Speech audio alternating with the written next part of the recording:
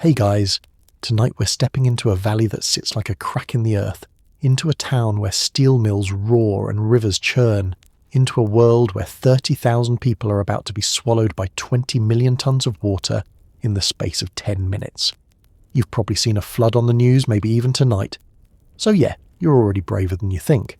But let's pretend it's May 31st, 1889, and you're standing in Johnstown, Pennsylvania, completely unaware that a wall of water taller than a 6-story building is currently racing toward you at 40 miles per hour. Before you get too comfortable, take a moment to like the video and subscribe, but only if you genuinely enjoy what I do here. I'm not going to drown you in guilt over it. And hey, drop your city and the time you're watching this down in the comments. I love knowing who else is awake during these quiet hours, learning about disasters that actually happened. Now, dim the lights, maybe turn on a fan for that soft background hum, and let's walk together into the narrow, doomed valley where geography itself conspired to kill. You wake up in your bedroom. The year is 1889. The place is Johnstown, Pennsylvania. The sound outside your window is rain. Not gentle spring rain, but the kind that drums on the roof like fingers tapping impatiently, like the sky is trying to tell you something urgent and you're not listening. You've heard this sound for 2 days straight now. 48 hours of rain. The streets are flooded again, but that's normal. Johnstown floods every spring. The rivers rise, the water fills the streets to ankle depth, sometimes knee depth, and then it drains away. Annoying, yes. Deadly, no. You don't know that this time is different. The rain outside sounds like static, like white noise, like the hiss of water under pressure. You lie in bed listening to it, feeling the dampness in the air that makes your blanket stick to your skin. The smell is earthy, mineral like wet stone and iron. Your town is built on iron. The Cambria Iron Company employs most of the people you know. The mills run day and night, their furnaces glowing orange through the rain, smoke mixing with clouds until you can't tell where industry ends and weather begins. Listen to the sound of water dripping somewhere in your house. A leak, probably. Another one. The house is old, the wood swollen from constant moisture. Johnstown sits at the fork where 3 rivers meet. The Little Conemaugh, Stony Creek, and the Conemaugh River proper. Water is always close. Too close, some say, but the steel mills need the water for power and cooling. So here you stay, packed into a valley so narrow that when you look up you see mountains on both sides, steep and green and trapping you like walls. Here's a fact you didn't ask for. Johnstown's valley is one of the deepest river gorges in North America east of the Rockies. The mountains rise almost straight up from the riverbanks. This creates what engineers call a funnel effect. When water comes down from upstream, it has nowhere to go but forward, gaining speed and force as the valley narrows. You're living at the bottom of a natural water slide. You just don't know it yet. And now for something fringe. 14 miles upstream from where you're lying in bed, there's a lake. Lake Conemaugh. It holds 14 million cubic meters of water behind an earthen dam 72 feet high and 931 feet long. The dam was built in the 1850s for a canal system that no longer exists. Now it belongs to a private fishing club. Rich men from Pittsburgh, industrialists with names like Carnegie and Frick and Mellon, use it as a vacation spot. They fish, they boat, they party in their cottages while their dam slowly deteriorates. The dam has no discharge pipes. They were sold for scrap. The spillway is partially blocked by screens meant to keep fish from escaping. In heavy rain, the dam has no way to release excess water safely. Right now, after 2 days of rain, Lake Conemaugh is rising an inch every 10 minutes. As for debates, oh, there are plenty. Historians still argue about whether the club members knew the dam was dangerous, whether they ignored warnings from engineers, whether their modifications made failure inevitable or just more likely. What's clear is that you, lying in your bed listening to rain, are about to pay the price for their negligence with your life. You rise from bed. Your feet touch the cold floor, wood that's always slightly damp no matter how dry the weather. You dress slowly, layering wool against the chill. Outside your window the streets are rivers. Not metaphorical rivers, actual flowing water, brown and churning, carrying debris. This is the third flood this month. May has been brutal for rain. Your mother is downstairs making breakfast. The kitchen smells like coal smoke and frying bacon, warmth cutting through the dampness. She's humming something. A hymn, probably, her voice low and steady. She doesn't seem worried. Floods are normal. The water will recede. It always does. You eat in silence, watching the rain through the window. The glass distorts it, making the water look like it's falling in sheets, in waves, like the sky has turned liquid. Somewhere in the distance, you hear the shriek of a train whistle. The Pennsylvania Railroad runs through town, trains carrying coal and steel and passengers.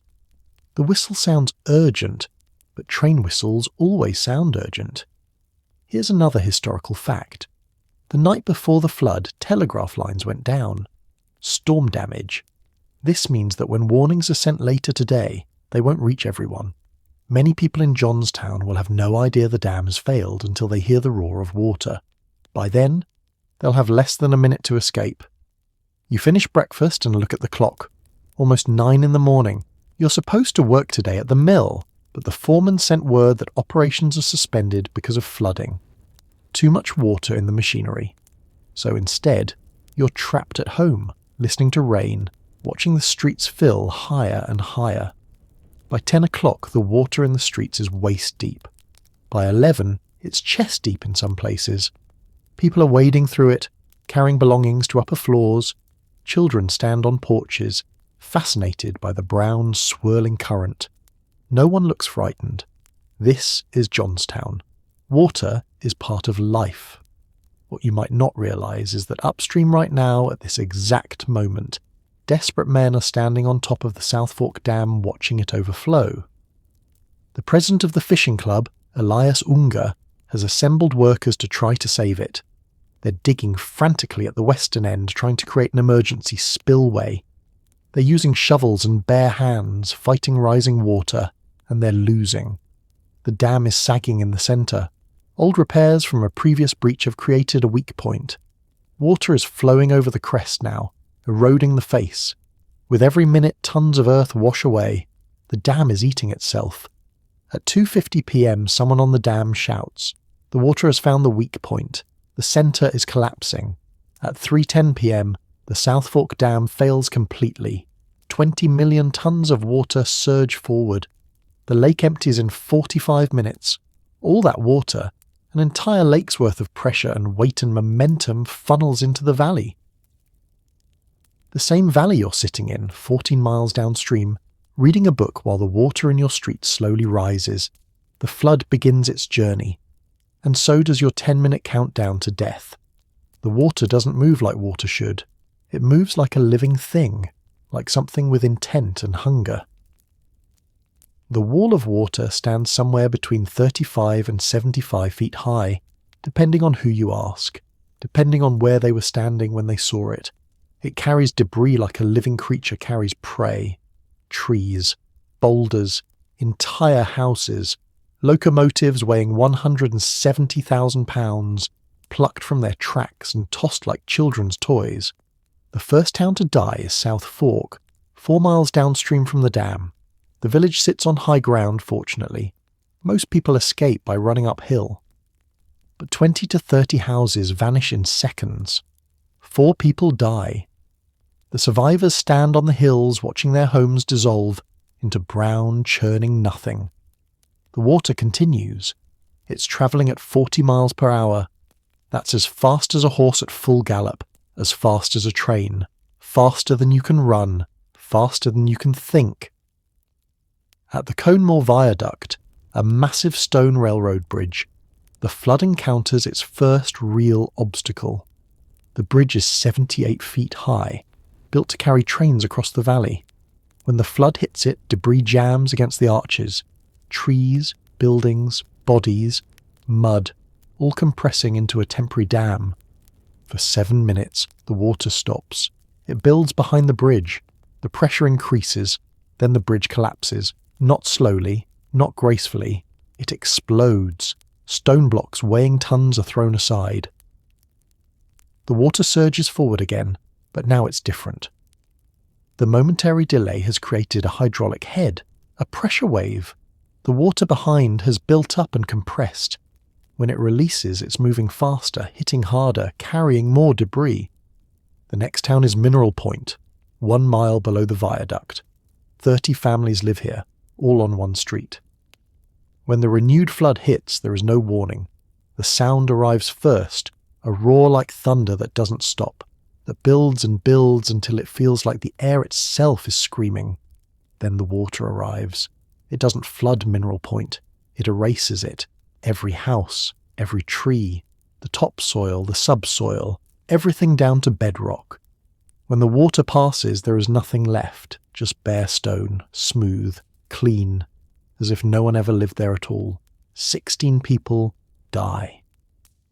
Their bodies are found miles away. Some are never found at all. The flood continues. 14 miles from the dam to Johnstown. The valley narrows. The mountains close in. The water accelerates, compresses, gains force. It's not just water anymore, it's a slurry of destruction. Mud thick as concrete. Trees spinning like spears. Buildings tumbling and breaking and adding their wood and nails and glass to the churning mass. Barbed wire from the wire factory upstream, miles of it, tangling everything, cutting everything, turning the flood into a weapon. Here's a historical fact about the physics of this flood. In 2009, hydraulic engineers calculated the flow rate through the narrow valley. They determined that the flood's discharge rate exceeded 420,000 cubic feet per second. To put that in perspective, that's comparable to the Mississippi River at its delta during peak flow. Except this is happening in a mountain valley 14 miles long. The force is unimaginable. Fringe fact. Some survivors reported that the water didn't look like water. It looked solid. Brown and thick, more like a moving hill than a flood. One witness described it as a rolling ball, a sphere of debris that tumbled forward, over and over, grinding everything in its path. The debate among survivors was whether the sound or the sight was more terrifying. Some said the roar gave them a few seconds' warning. Others said they saw it first, looked up and saw a wall blocking out the sky. Both groups agreed on one thing. There was no time to escape. At East Conemaugh, the flood hits the railroad yards. Dozens of trains are parked there, engines idling, cars full of freight and passengers. One engineer, John Hess, hears the roar. He doesn't know what it is, but he knows it's wrong. He throws his locomotive into reverse and races backward, whistle screaming, warning everyone in the town to run. Some people listen. They climb hills, scramble up slopes. Some people don't listen. They stand in doorways, watching the strange wall of brown approaching, curious, not yet afraid. The flood picks up Hess's locomotive while it's still moving. It lifts all 170,000 pounds of iron and steam and coal and tosses it aside like paper. Hess survives. 50 other people in East Conemaugh die. The water continues. It's 3:45 p.m. now. 35 minutes since the dam broke. The flood has travelled 10 miles. It has 4 miles left. At Woodvale, the flood hits the Goutier Wire Works. Boilers explode. Black smoke mixes with brown water. The explosion is visible from Johnstown. People there see it and wonder what happened. They don't connect it to the water in their streets. How could they? The water in their streets is rising slowly, predictably, like it always does during spring floods. Woodvale is destroyed completely. Of 1,100 residents, 314 die. The survivors describe a mist of death, a cloud of steam and smoke and spray that blocked out the sun. The flood doesn't just kill, it performs. At 4:07 p.m., exactly 57 minutes after the dam broke, the flood reaches Johnstown. And you, sitting in your house reading a book while water slowly fills your street, you have no idea what's about to hit you. You're in your parlour when you hear it. At first, you think it's thunder. Continuous thunder, like the sky's tearing itself apart. But thunder doesn't last this long. Thunder doesn't build and build until the windows rattle in their frames. You stand up, drop your book, move to the window, and then you see it. The thing approaching is not water. It's a wall, solid, brown, 40 feet high, maybe more. It fills the valley from side to side. It's carrying houses, entire houses, roofs and walls and chimneys, tumbling in the brown mass like ships in a storm. You have approximately 30 seconds before it hits your house. This is where we need to be very clear about something. You cannot outrun this flood. It's moving at 40 miles per hour. You can run at best maybe 12 miles per hour for short distances. The math is simple and unforgiving. The flood is more than 3 times faster than you are. You cannot hide in your house. The flood's debris includes locomotives, trees, boulders. Your house is made of wood. When the flood hits, your house will dissolve. It will break into pieces, and those pieces will join the debris field, and you will go with them, tumbling, drowning, crushed by 1,000 different impacts happening faster than you can register them. You cannot swim. The water is not water. It's a slurry of mud and debris. If you're in it, you're not swimming. You're being carried, helpless, battered by objects moving at deadly speeds. The barbed wire will tangle you. The debris will crush you. The water itself will drown you. Your only possible chance, is to get to high ground immediately. That means running uphill. The mountains are steep. The slopes are muddy. In the rain, they're nearly impossible to climb quickly. You need to gain at least 50 feet of elevation to be safe from the wave. You have 30 seconds. Let's do the math. To reach safety, you need to cover approximately 200 feet horizontally to get to the base of the mountain, then climb 50 feet vertically up a muddy slope. That's 250 feet of distance in 30 seconds. You need to move at 8 feet per second. While climbing, in the rain, while terrified, it's not possible. For most people in most conditions, it's simply not possible. Some people will survive. Children thrown by desperate parents onto roofs of floating buildings. People who happen to be standing next to a hillside when the flood hit. People blessed by insane luck, who ride debris to safety. But these are exceptions. Rare, random exceptions. Most people don't survive. Most people, approximately 2,108 of them, die in the next 10 minutes. You make your choice in the seconds you have. You run. Not toward the mountain, that's too far. You run upstairs. If you can get to the attic, if the house doesn't collapse immediately, maybe you can break through the roof. Maybe you can swim. Maybe. You're halfway up the stairs when the flood hits your house. The sound is beyond description. It's not loud. It's physical. The roar becomes pressure, becomes impact. The house shudders. Every board screams. You feel the structure shift beneath you, tilting, and you realize with perfect clarity that your house is no longer attached to its foundation. Your house is floating, spinning, breaking apart. The first floor floods in seconds. Water shoots up the stairwell like it's being fired from a cannon. You scramble higher, hands slipping on wet wood, and reach the attic. But the attic is flooding too. Water rises from below.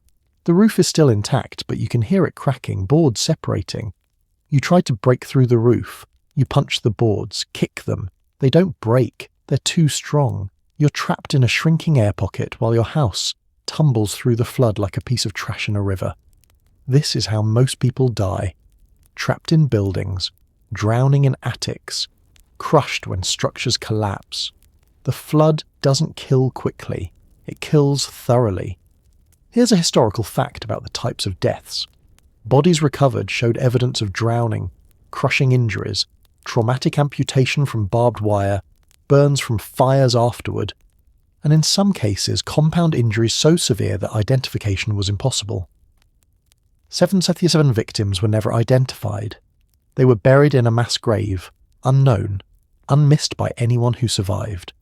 Fringe fact, some survivors reported finding bodies wedged into impossible places, in trees, in chimneys. One body was found 70 feet up, tangled in telegraph wires. The force required to throw a human body that high is difficult to comprehend. The flood didn't just kill, it launched. The debate among medical examiners was whether people died before or during their time in the water. The answer, fortunately, was often during.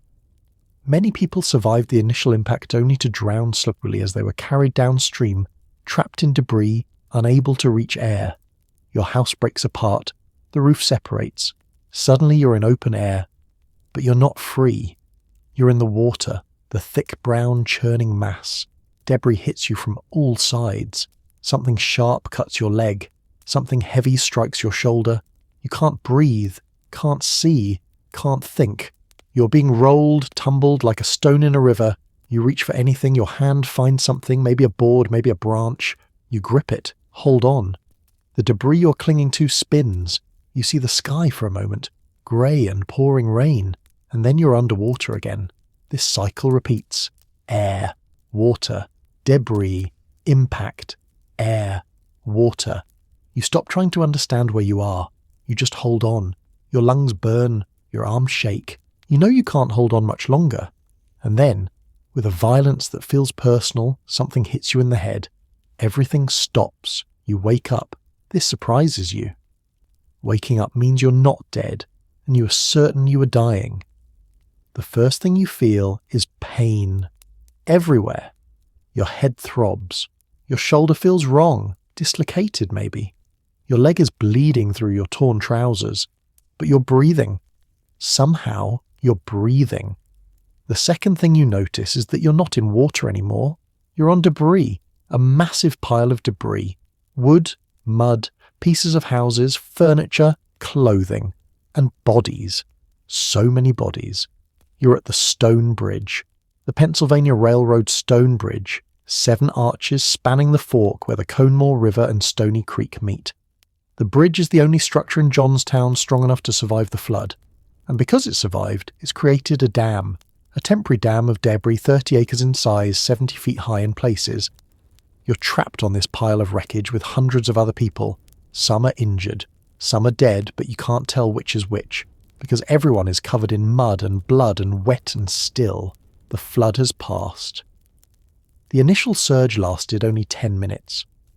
But now the water continues to flow, pressing against the debris pile, compressing it, making it tighter and more stable.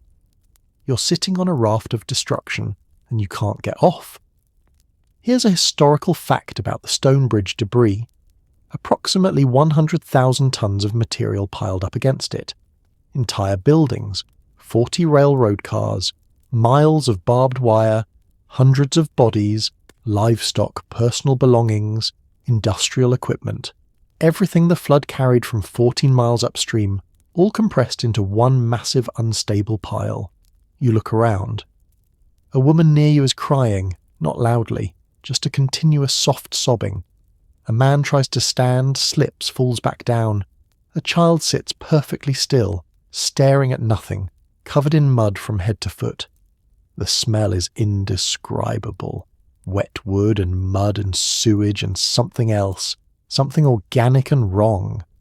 Death has a smell. You didn't know that before. Now you'll never forget it. You try to move. Your leg barely responds. The cut is deep. You tear a piece of cloth from your shirt and tie it around the wound, tight enough to slow the bleeding. It will have to do. There are no doctors here, no medical supplies. Just survivors clinging to wreckage, waiting for rescue. The rain continues. Of course it does. The rain that caused the flood in the first place hasn't stopped. It beats down on the debris pile, on the survivors, steady and indifferent. You notice something strange. The debris is shifting. Not much, just small movements, settling. And with each movement you hear screaming. Voices from inside the pile. People trapped under the wreckage, caught between boards and beams, still alive but unable to free themselves.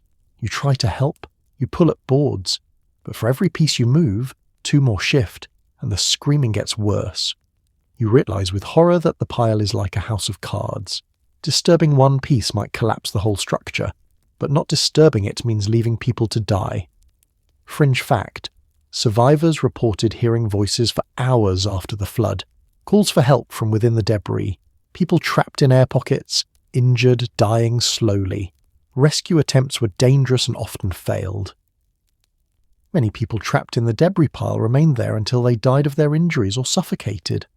The debate among rescuers who arrived later was whether to dismantle the pile or leave it. Dismantling might save trapped people, but could kill others by causing collapses. Leaving it meant certain death for anyone trapped. There was no good answer, just different kinds of failure. You sit there, bleeding, exhausted, and you watch the sun begin to set. The sky turns orange and purple behind the mountains. Beautiful. Obscene in its beauty. The day has been endless, but it's still only late afternoon. And then someone shouts, points downstream. Smoke. The debris pile is on fire. The fire starts, as far as anyone can tell, about 6 p.m., roughly 2 hours after the flood hit. No one knows exactly how it began. Theories include overturned stoves from destroyed houses, ruptured gas lines, friction from shifting debris. It doesn't really matter how it started. What matters is that it spreads.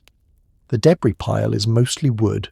Wet wood, yes, but wood saturated with oil from lamps, kerosene from stoves, coal dust from industrial buildings, and various other flammable substances that the flood picked up during its 14-mile journey. The pile is also, crucially, full of trapped air in pockets between the debris. Air plus fuel plus an ignition source equals fire. The fire grows quickly. Flames spread through the pile, following paths of oil and dry wood. Smoke rises thick and black, visible for miles. The orange glow reflects off the low clouds, making the whole sky look like it's burning. And you're sitting on top of it. People start moving, scrambling across the unstable debris, trying to reach the edges of the pile where they can jump into the water. Some make it. They leap into the Conemaugh River, swim, or float to the banks. Some don't make it. They slip, fall into gaps in the debris, are swallowed by the pile and by the fire spreading beneath them. You stand. Your leg screams in protest, but you ignore it. You have no choice.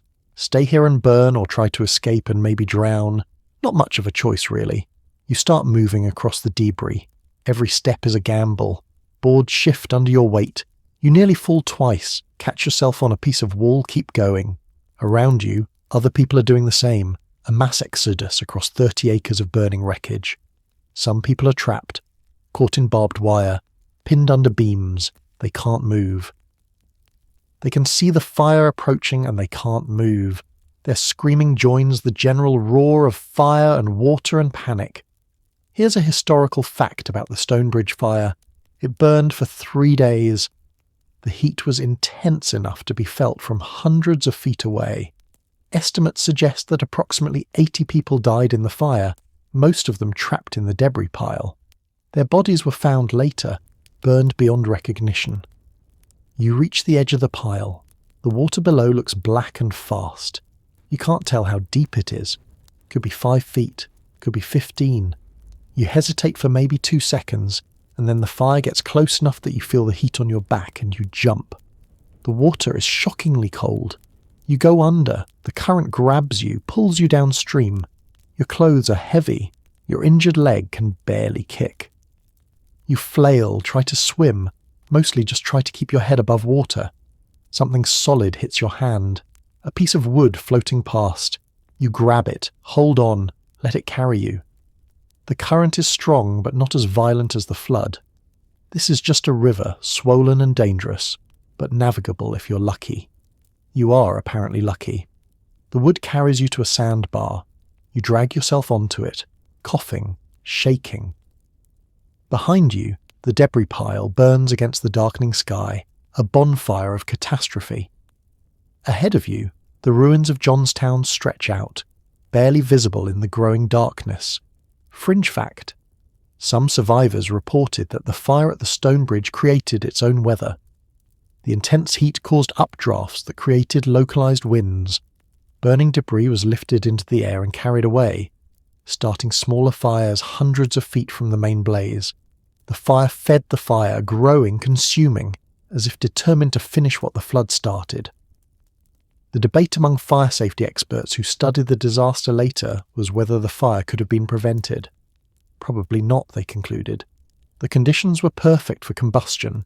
The only way to prevent it would have been to dismantle the debris pile immediately, which wasn't possible. The fire was, like the flood itself, inevitable once certain factors aligned. You lie on the sandbar, too exhausted to move. The rain has finally stopped. The clouds are breaking up. Stars appear, cold and distant. You watch them while your body shivers and your leg throbs and the fire burns behind you. Somewhere in the darkness, someone is calling for help. You don't respond. You can't. You've reached the limit of what a human body can endure. You close your eyes. When you open them again, it's dawn. The light comes slowly, grey and hesitant, like it's not sure whether the world deserves another day. You're still on the sandbar. You don't remember falling asleep. You must have, though, because the sun is up and the fire behind you has burned down to smouldering coals, and the world looks different. The first thing you see clearly is the absence. Johnstown is gone. Not damaged, not partially destroyed. Gone. Where there used to be 4 square miles of houses and shops and churches and streets, there is now mud, debris, scattered piles of wreckage that used to be buildings, but are now just anonymous wood and brick. The Cambria Iron Works is destroyed. The massive industrial complex that employed thousands, that produced steel for railroads and buildings across the country, is flattened. Furnaces collapsed. Machinery buried. The economic heart of the town has been ripped out. You stand. Your leg barely supports your weight. The wound has stopped bleeding, but it's swollen and hot to the touch. Infected, probably. You'll deal with that later. Right now you need to find people, survivors, help. You wade through the water toward what used to be Main Street. The water is receding, but it's still waist-deep in places, full of debris. Every step is difficult. Every step reveals something new and horrible. A child's doll floating face down, a wagon wheel embedded in mud, a family Bible, pages swollen and unreadable. The smell is worse in daylight. Mud and sewage and decomposition. The summer heat will make it unbearable, but for now, it's merely awful. You breathe through your mouth and keep walking. Here's a historical fact about the scope of destruction. The flood destroyed approximately 1,600 homes, 280 businesses, and killed 2,208 people. Property damage totaled $17 million in 1889 dollars, equivalent to about $590 million today. 4 square miles were completely destroyed. The death toll represented roughly 7% of Johnstown's population, killed in 10 minutes. You find other survivors near what used to be the park. Maybe a dozen people, muddy and injured and staring at the ruins like they're waiting for someone to explain what happened. No one speaks at first. What is there to say? The town is gone.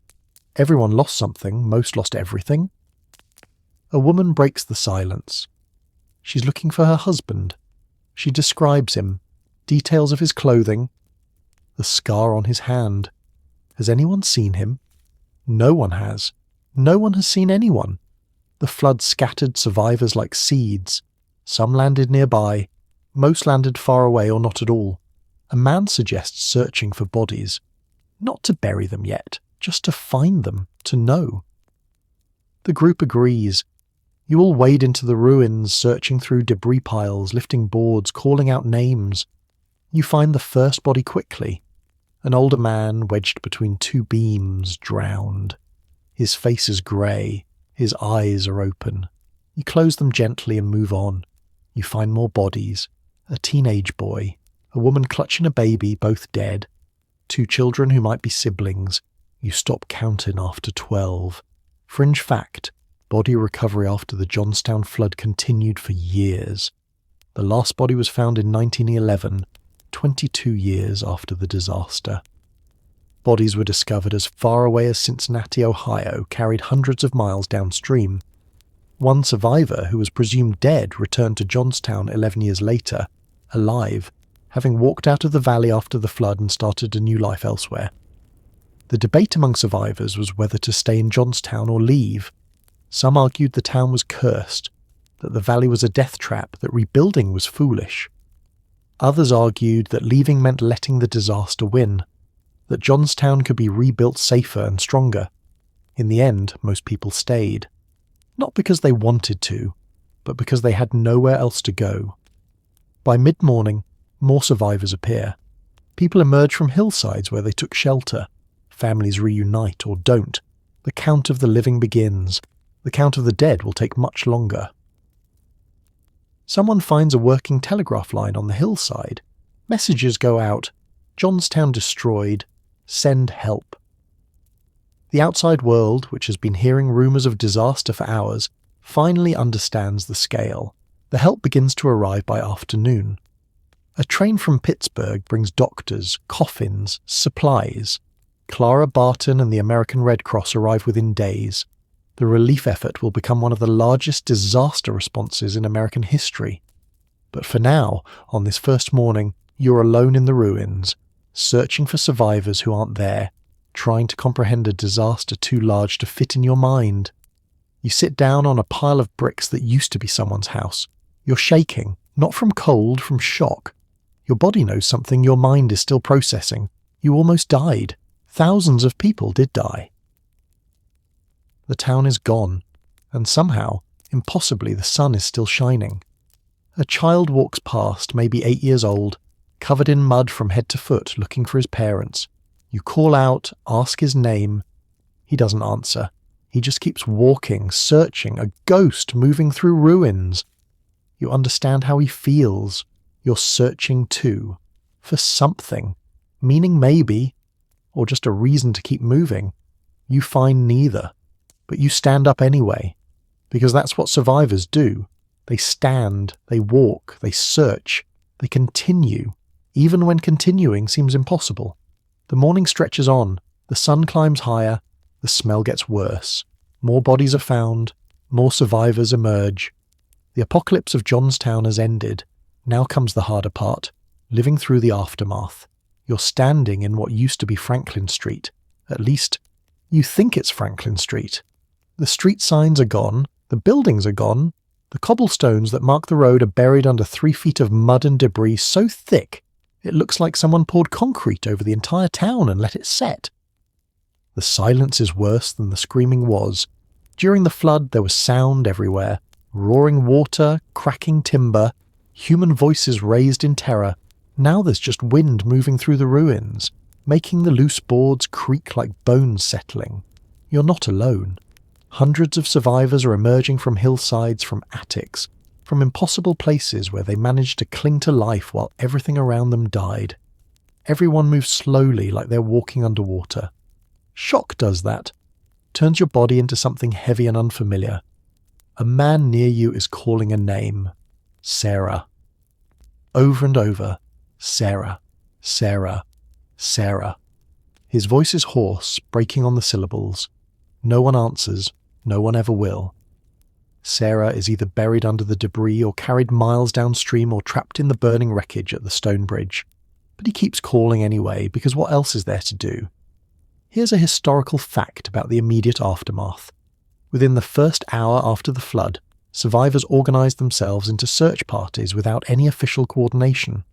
There was no disaster response plan, no emergency services, no government officials giving orders, just people who had lost everything, helping other people who had lost everything, because that's what humans do when the world ends. The first priority is finding the living. You join a group of men pulling boards off a collapsed house. Someone heard a voice inside. You work carefully, aware that shifting the wrong beam could cause the whole structure to pancake, crushing whoever is trapped beneath. The debris is a nightmare. Everything is tangled together. Wood from houses mixed with iron from the mills, mixed with fabric from people's clothing, mixed with barbed wire from the Gautier wire works. The wire is everywhere. You slice your hand on it twice before you learn to move more carefully. The cuts are shallow, but they burn. Rust and filth guarantee infection. After 20 minutes of digging, you find the source of the voice. A woman, maybe 40, trapped under a beam that crosses her chest. She's conscious. That's good. It means she hasn't been crushed too badly. It also means she's feeling every moment of this. You try to lift the beam. It doesn't move. You get leverage with another board. Pry it up an inch. Someone else reaches in, grabs the woman under her arms, pulls. She screams. Something is wrong with her legs. Broken, probably. Multiple fractures. But she's out. She's alive. You lay her on a relatively clear piece of ground, and someone's torn shirt becomes a pillow. She asks about her children. 3 of them. Boys. Ages 8, 6, and 4. Has anyone seen them? You shake your head. You haven't. Nobody has. She starts crying, not loud, just tears running down her muddy face while she stares at the grey sky. You move on. There are more voices, more digging, more bodies, most of them not breathing. Fringe fact.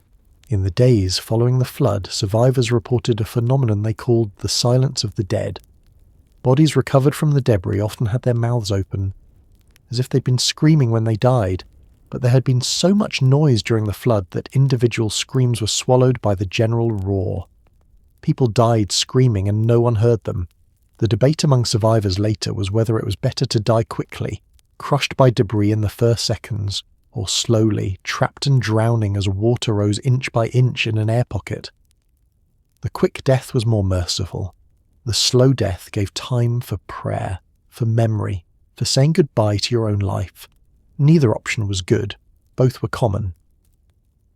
By midday, the reality of the situation begins to set in. The town isn't just damaged. It's gone. Not coming back. Not recoverable. 4 square miles of civilization erased in 10 minutes. The economic heart of the region, the Cambria Iron Works, is destroyed. Thousands of jobs vanished.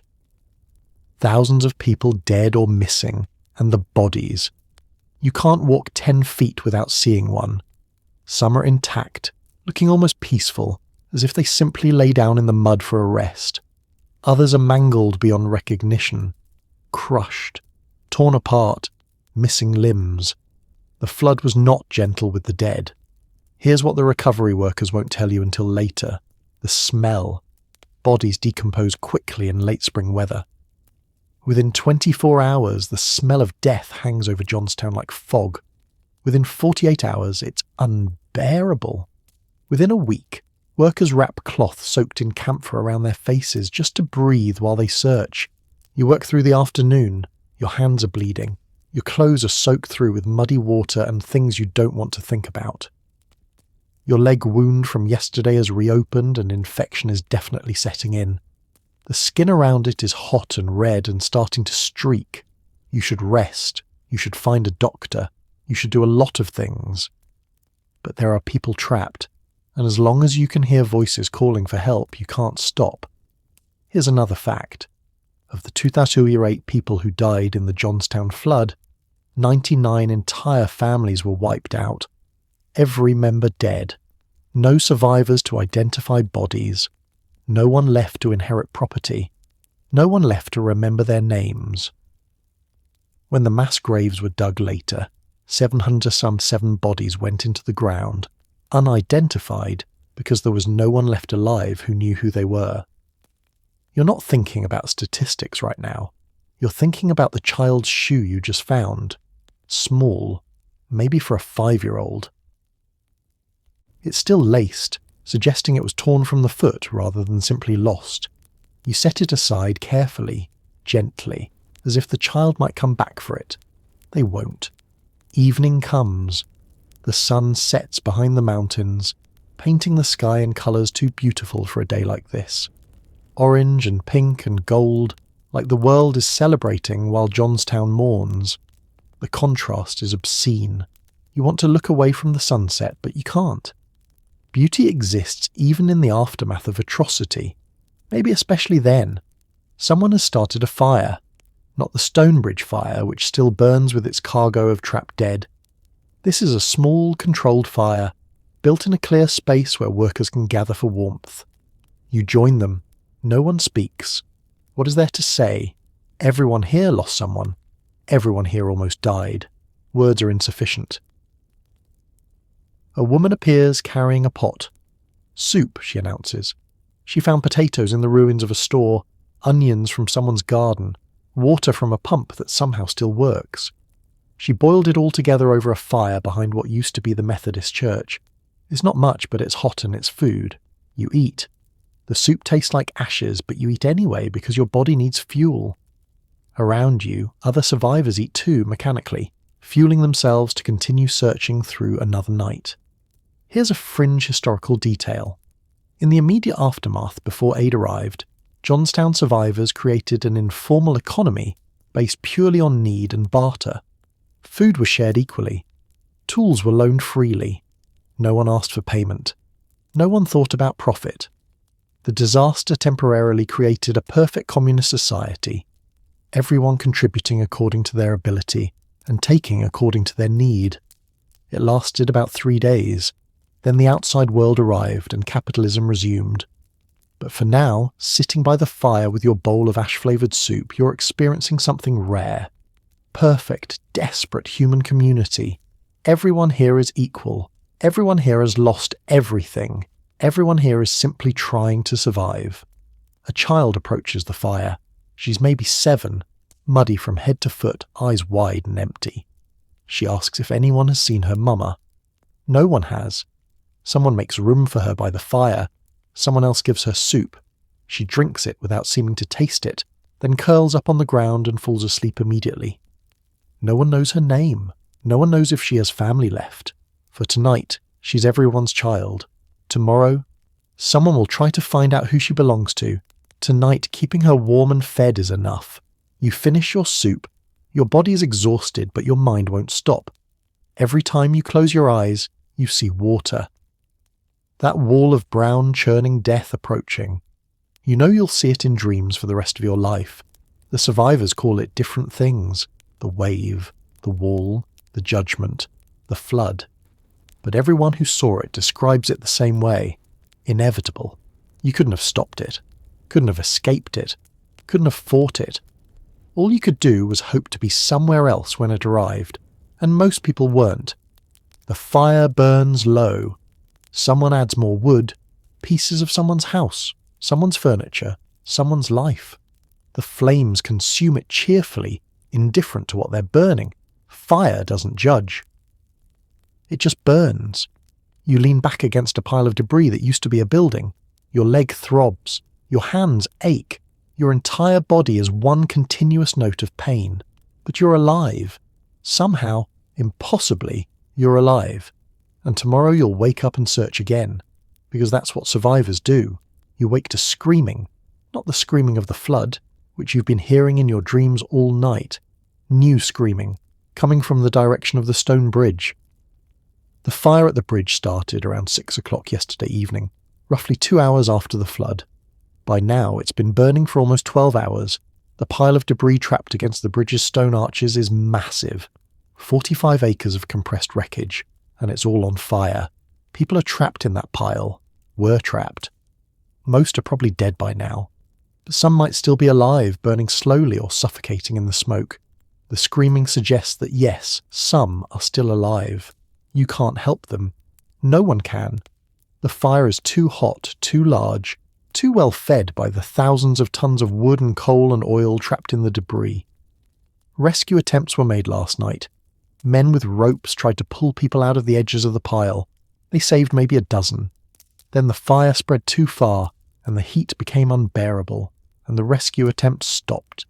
Now there's just screaming, and waiting for the screaming to stop. Here's a historical fact about the Stonebridge fire. It burned for 3 full days. The heat was intense enough to be felt from 200 yards away. At night, the glow was visible for miles, bright enough that people in surrounding towns thought Johnstown itself was burning, which in a way it was. You don't go to the bridge. You can't bear to. Instead, you return to the search efforts in what used to be the downtown. More bodies to find. More survivors to hope for. The work is endless and heartbreaking and necessary. This morning, the organised efforts have begun. Men from Pittsburgh arrived overnight, sent by telegraph as soon as word of the disaster spread. They brought coffins. Hundreds of coffins. It's not enough. It will never be enough. But it's something. A makeshift morgue has been established in the Presbyterian Church, one of the few buildings that survived mostly intact. Bodies are brought there, laid out in rows, documented as best as possible. Personal effects are noted, identifying marks recorded. Clothing described, anything that might help families find their dead. You join the grim procession carrying bodies to the church. The first one you carry is a man, middle-aged, dressed in work clothes. He has a scar on his left forearm and a wedding ring on his finger. The ring is inscribed, but the letters are too small to read through the mud. Someone at the morgue will clean it, record the inscription, hope it leads to identification. The second body is a child. You don't look at the face. You can't. You just carry the small 2-light bundle to the church and lay it gently with the others. Someone has arranged the children's bodies in a separate section. There are too many of them. Far too many. Here's a fringe fact that reveals the scale of the disaster. By the end of the first week, 2,808 bodies had been recovered. 777 of them could not be identified. Of those unidentified victims, 396 were children under the age of 10. Entire families disappeared with no one left to claim them. The work continues, body after body, some from houses, some from the open streets where they were caught by the first wave, some from the debris at the stone bridge, recovered when the fire finally burns low enough to allow access. The variety of death is terrible to witness. Some people drowned, some were crushed, some were torn apart by debris, some died from exposure after surviving the initial flood, some died in the fire. The flood killed in every possible way. By afternoon, you're numb. Not emotionally, that happened hours ago. Physically numb, your hands no longer hurt, your leg no longer throbs. Your body has simply shut down the pain signals because there are too many of them to process. You move like a machine. Lift, carry, set down, repeat. The man working next to you suddenly stops. You look over. He's staring at a body they've just uncovered. A woman in a green dress, her hand still clutching a piece of railing. He knows her. His sister. He recognized the dress before he saw her face. He doesn't cry. He doesn't speak. He just stands there, looking at her, memorizing something he can never unsee. After a long moment, he bends down, gently closes her eyes and lifts her himself. No one offers to help. This is his burden, his right, his final act of family. You watch him carry her to the church, walking slowly, carefully, as if he's afraid of jostling her, as if it still matters whether she's comfortable. In a way it does.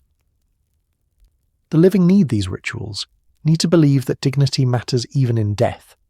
It's one of the things that separates humans from the flood. The flood didn't care. Humans do. Here's a debate that emerges among the workers.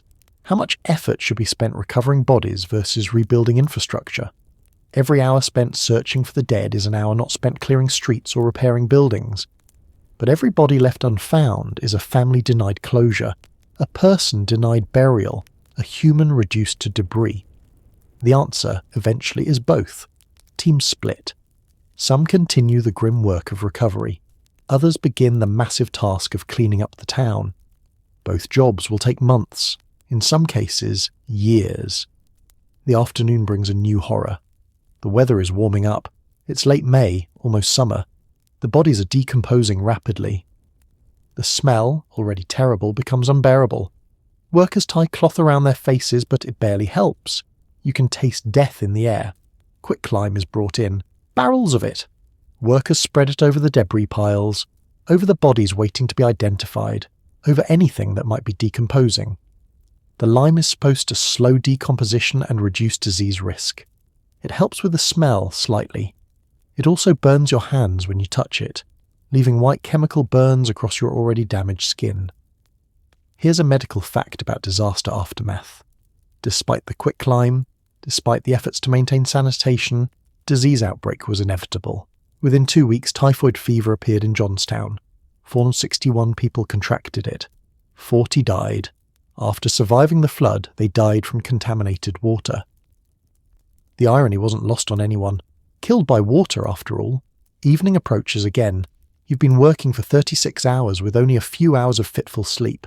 Your body's shutting down. You sit down heavily on a pile of bricks and simply stop. Can't move. Can't think. Can't continue. Someone brings you water. Not from the river, which is contaminated with sewage and bodies and industrial waste. This is water from a spring up in the hills.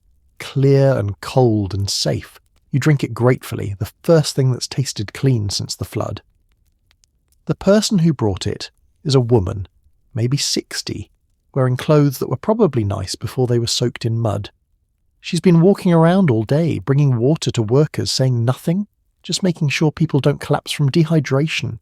You thank her. She nods and moves on to the next person.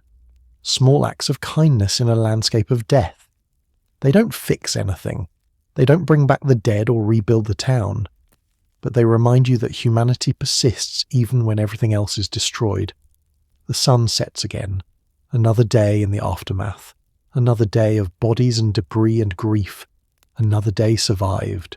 Tomorrow will be the same, and the day after, and the day after that. For weeks, months, however long it takes. You close your eyes and try not to see water. 4 days after the flood, a train pulls into what's left of the Johnstown station. The station itself is mostly destroyed, but enough track was cleared to allow trains through. This train carries something Johnstown hasn't seen in days. Hope. Clara Barton steps off the train. She's 67 years old. Small and stern and absolutely relentless. Behind her come 50 nurses and doctors from the American Red Cross, carrying supplies, equipment, and a level of organisation that the chaotic rescue efforts desperately need. This is the Red Cross's first major disaster response in American history. No one knows yet if it will work. No one knows if a charitable organisation can handle something on this scale. Barton doesn't care about the precedent. She just sees work that needs doing. You're standing near the station when she arrives. You've been awake for 4 days with maybe 8 hours of total sleep. Your infected leg has progressed from bad to alarming. Your hands are wrapped in dirty bandages. You look and smell like something that should be carried to the morgue rather than walking around. Barton looks at you, really looks, the way very few people have since the flood.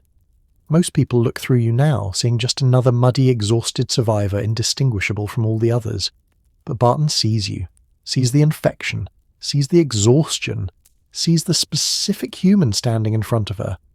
She calls over a nurse. "You need medical attention," she says. Not a question, a statement. The nurse, a young woman with efficient hands and no-nonsense eyes, guides you to a tent that's being set up as a field hospital. Here's a historical fact about Clara Barton's response. She stayed in Johnstown for 5 months. 5 months of 14-hour days, organising relief efforts, treating the injured, feeding the survivors, and slowly helping a town build itself back from nothing. She was 77 years old when she finally left. The Red Cross's work in Johnstown established it as America's primary disaster relief organisation. The nurse examines your leg. The infection has spread significantly. Red streaks climb up your calf, a sign that bacteria are entering your bloodstream. Sepsis, she says quietly. You need serious treatment or you'll lose the leg. Possibly your life. She cleans the wound with carbolic acid. It hurts more than anything the flood did to you. Chemical fire burning away infected tissue. You bite down on a leather strap to keep from screaming. The nurse works quickly, efficiently, cutting away the worst of the infected flesh and packing the wound with clean bandages soaked in antiseptic. You'll live, she says. Probably, if you rest. If you keep the wound clean. If you're lucky. You thank her. She's already moved on to the next patient. There are hundreds of them. Injuries from the flood, infections like yours, illnesses from contaminated water, exhaustion, malnutrition, shock. The tent fills rapidly with people who survived the water only to be broken by the aftermath. Here's a fringe fact about medical treatment in 1889. Germ theory was still relatively new and not universally accepted. Antiseptic techniques existed but weren't always used correctly. Antibiotics didn't exist. A simple infection could kill you as easily as the flood. In many ways, surviving the initial disaster was just the first challenge. Surviving the recovery period was equally dangerous. You're ordered to rest. Actually ordered, in a tone that makes it clear refusal isn't an option. You lie down on a cot in the field hospital and immediately fall asleep. The first real sleep you've had since the flood. You wake 8 hours later to voices. Clara Barton is making rounds, checking on patients, asking questions, taking notes. When she reaches your cot, she asks your name. You tell her. She writes it down in a small notebook she carries everywhere. She asks about your family. You don't know. You were separated during the flood. Your mother was at home. Your father was at the mill. Your sister was visiting a friend on the other side of town. You haven't seen any of them since May 30th, before the rain really started. Barton makes notes. The Red Cross is compiling a list of survivors, she explains. They're also compiling a list of the dead. It will take time, but eventually families will be reunited or notified. Eventually you'll know. The word eventually carries a weight you don't want to examine too closely. Over the following days, you watch Clara Barton work. She's everywhere, organising the distribution of food and supplies, setting up temporary shelters, coordinating with the doctors and nurses, meeting with local leaders to plan the long-term recovery, writing letters to potential donors to fund the relief efforts. She works 18-hour days. She's 67 years old and she works 18-hour days without complaint. Meanwhile, you're half her age and can barely manage 6 hours before exhaustion forces you back to your cot. Here's what impresses you most. Her attention to detail. Every person is documented. Every supply is tracked. Every dollar is accounted for. This isn't charity as handout. This is charity as system, organised and efficient and designed to actually help, rather than just making donors feel good. The Red Cross brings order to chaos. Food distribution is centralised, preventing waste and ensuring everyone gets something. Medical treatment is prioritised by need rather than ability to pay. Shelter is allocated based on family size. It's not perfect. Nothing could be perfect in this situation, but it's better than the desperate scramble of the first few days. Here's a debate that emerges during this time. How much aid should focus on immediate relief versus long-term rebuilding? The immediate needs are obvious: food, shelter, medical care. But the long-term needs are just as critical: rebuilding infrastructure, restoring industry, creating jobs. Money spent on one is money not spent on the other. Barton's answer is both. Immediate relief keeps people alive. Long-term investment keeps them alive permanently. The Red Cross handles the immediate relief. Donations from around the world, nearly $4 million eventually, fund the rebuilding. You recover slowly. The infection in your leg begins to recede. The antibodies in your blood, working without the aid of antibiotics that won't be discovered for another 40 years, manage to fight off the bacteria. You're lucky. Many people aren't. The man in the cot next to you dies of sepsis. His injury was smaller than yours, just a cut on his hand from barbed wire. But the infection spread faster, resisted treatment, overwhelmed his system. One day he's talking about his plans to rebuild his house. The next day he's feverish and delirious. The third day he's dead. His name was Thomas Garrett. He was 34 years old. He survived the flood. He died from a cut. You attend his burial. So do 50 other people. He has no family left. They all died in the flood. But the community claims him anyway. In the aftermath, everyone belongs to everyone. The dead are mourned collectively because there aren't enough living relatives to mourn them individually. The grave is one of hundreds dug in the hillside cemetery. Eventually there will be thousands. The Johnstown Flood Memorial Cemetery will become one of the largest disaster burial sites in American history. 777 unidentified victims in a mass grave, marked by a simple monument that lists no names because no names are known. Unknown but not forgotten. That's what the monument will say. Unknown but not forgotten. Which is a nice sentiment but cold comfort when you're standing at a grave trying to remember someone's face. 1 week after the flood, the photographers arrive. Men with large format cameras and glass plate negatives come to document the disaster. They set up their tripods in the ruins and capture image after image: debris piles, destroyed buildings, the stone bridge with its cargo of burned wreckage, survivors standing among the ruins looking lost. You watch them work. Part of you is angry. These men are treating your tragedy like entertainment, like a tourist attraction. They position survivors for better compositions. They ask people to stand next to particularly dramatic ruins for scale. They're vultures, feeding on disaster, but another part of you understands. These photographs will tell the world what happened here. Will provide evidence, will preserve memory when the survivors die and the stories fade. In 50 years, 100 years, 200 years, People will look at these images and know that this was real, that it happened, that 2,008 people died in 10 minutes because rich men valued their private fishing more than poor people's lives. Here's a historical fact about disaster photography. The Johnstown Flood was one of the first disasters extensively photographed. The images, distributed through newspapers and stereoscope cards, shocked the nation. They created a new kind of awareness about disaster relief, helping to establish support for organisations like the Red Cross. The photographs turned abstract tragedy into visceral reality. One photographer asks if you'll pose for a picture. He wants to capture a survivor among the ruins. He says, "Human interest." You agree, mostly because you're too tired to argue. He positions you near a pile of debris that used to be someone's home, tells you to look at the wreckage, not at the camera, wants you to look contemplative. You don't have to fake it. You are contemplative. You're thinking about everything you've lost, everyone who died, all the futures that ended in 10 minutes of water. The photographer slides a glass plate into his camera, removes the lens cap, counts slowly, 10 seconds of exposure. In that 10 seconds, you become history. Your face, your muddy clothes, your bandaged hands, preserved forever on a glass negative. You'll never see the photograph. Won't know that it will appear in newspapers across America. Won't know that in 2025 it will be digitized and displayed in museums and used in history books.